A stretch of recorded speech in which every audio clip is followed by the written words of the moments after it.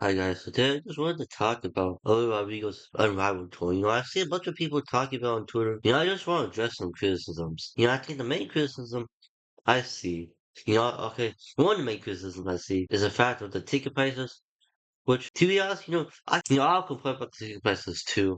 But the fact that people are just blaming her, when this is legit the problem with every popular artist right now. What we saw with Post Malone, was it? I think it was Post Malone, was it and Joey Roll, where they had to cancel a bunch of dates, because the concerts weren't selling. Same thing with Kid Cudi. He had to cancel a bunch, and I know a bunch of other artists had to cancel, because the tickets weren't selling. But like, we can't act like this issue is just with her. If you want to go to a concert of any popular artist, the tickets will obviously be high.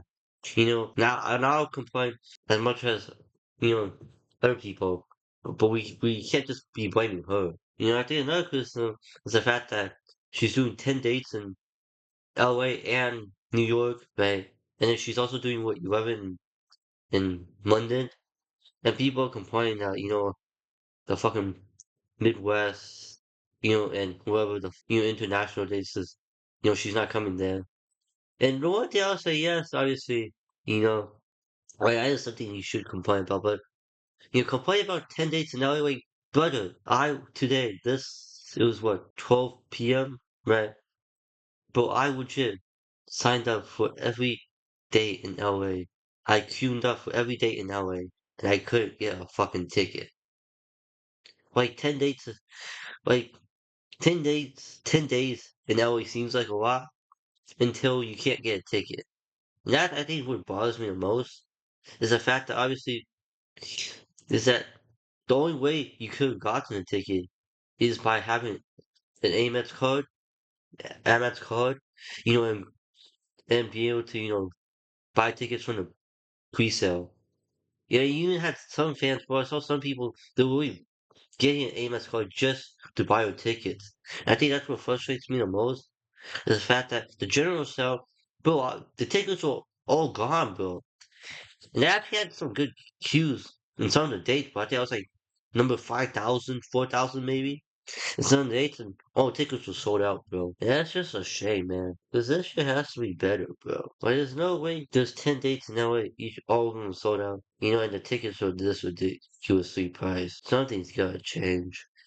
And like for example, I just bought tickets to a Haley Williams concert for $120, by the way, which is basically like at least half, at least if not 2 or 3 times less, than what Olivia Rodrigo is doing. And like honestly, I don't know if she's on Olivia Rodrigo's level, but like you can't tell me she's at least what 80%, 90%. Because if you go look at, she has her solo career obviously with I think 2 albums, right? And then she also has, she's obviously most known for being the front man of Paramore. And if you go look at legit Spotify, the streams, a billion, 1.5 billion, like, yes, Still Into You, Misery Business, Hard Times. I Just Died, and it's Cruel.